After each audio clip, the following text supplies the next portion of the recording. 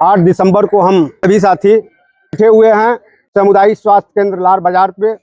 और आज जो परिस्थितियां हैं देश की, उन परिस्थितियों में जो राज्य की जिम्मेदारी है लोक कल्याणकारी कार्यों को करने की, वह जो लोक कल्याणकारी कार्य है उससे वर्तमान व्यवस्था के लोग अपना पीछा छुड़ा रहे हैं। और संविधान आत्मा है लोक कल्याणकारी राज्य की अवधारणा।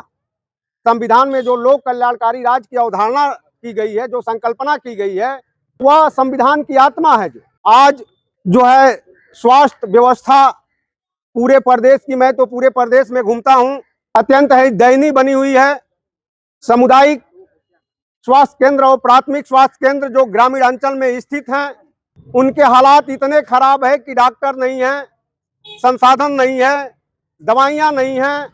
और ये जो प्राथमिक स्वास्थ्य केंद्र और सामुदायिक स्वास्थ्य केंद्र की जो परिकल्पना की गई थी कि गांव के लोगों को उनके घर के बगल में निःशुल्क चिकित्सा की व्यवस्था मिल जाएगी, लेकिन वह पूरी तरीके से यह जो स्वास्थ्य सिस्टम है, जो व्यवस्था है, वह चरमरा गई है।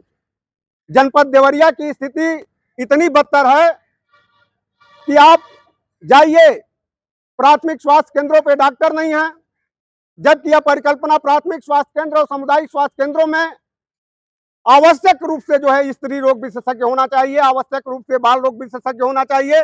जनपद देवरिया में जो स्वास्थ्य विभाग की रिपोर्ट है, उस रिपोर्ट में स्पष्ट रूप से रेखांकित है कि जनपद देवरिया में मातृत्व मृत्यु दर और शिशु मृत्यु दर बढ़ रहा है। मतलब नवजात बच्चे और प्रसव पीड़ा से महिलाएं मर रही हैं।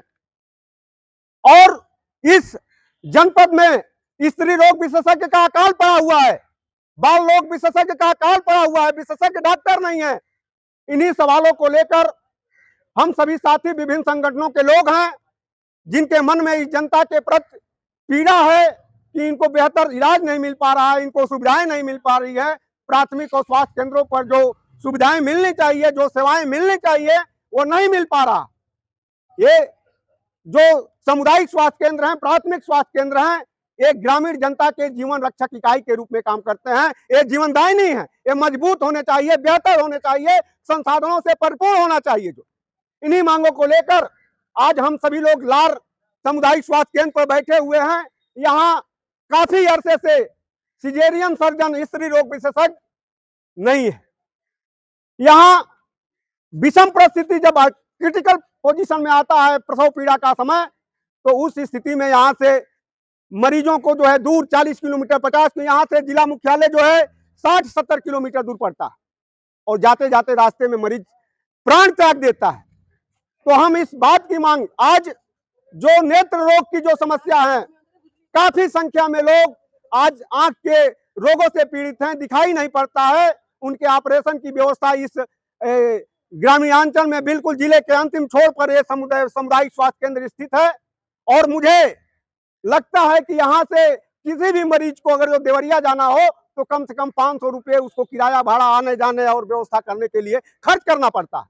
और इन सामुदायिक स्वास्थ्य केंद्रों की जो प्राथमिक स्वास्थ्य केंद्रों की अवधारणा जो की गई थी कि 1 रुपये में यहाँ गरीब आदमी का इलाज हो जाए और कम आय वाले लोगों को इलाज हो जाए, महिलाओं के घर के बगल में ये सामुदायिक स्वास्थ्य केंद्र है कि महिलाओं को किसी पुरुष की जरूरत ना पड़े, अकेले भी आकर इन प्राथमिक स्वास्थ्य केंद्रों में, यदि उनके पास पैसा नहीं है तो इन सामुदायिक स्वास्थ्य केंद्रों पर आकर अपना इलाज आसानी से कर ले।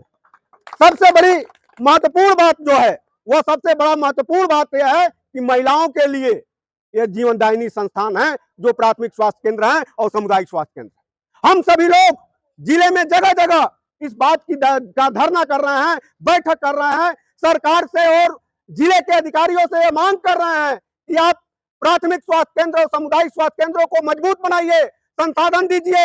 यहाँ एक्सरे, ईसीजी, अल्ट्रासाउंड, पैथोलॉजी, जितनी आधुनिक चिकित्सा के संयंत्र हैं वो लगाए जाएं कि गरीब लोगों को आसानी से, महिलाओं को सुविधाजनक चीजें, सेवाएं मिलें और उनका इलाज सही तरीके से हो। और जिले में जो मातृत्व मृत्यु दर है, जो शिशु का मृत्यु दर है, वह घटे, कम हो। इन्हीं बातों को लेकर आज हम सभी लोग यहाँ बैठे हुए हैं और हम लोग 2 बजे तक बैठेंगे और सरकार को अपनी मांगों का ज्ञापन देंगे।